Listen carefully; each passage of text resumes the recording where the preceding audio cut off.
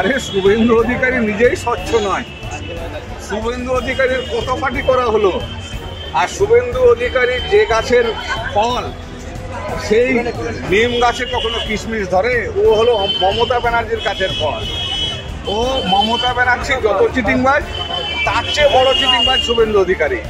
এইসব করে মানুষের মনে ভীতি সঞ্চয় করে, একবার কাউকে মুসলমানের ভয় দেখিয়ে হিন্দু ভাইদের ভোট, হিন্দু ভাইদেরকে ভয় দেখিয়ে মুসলমানের ভোট, এইসব করে কখনো সরকার চলে না, দেশ চলে না।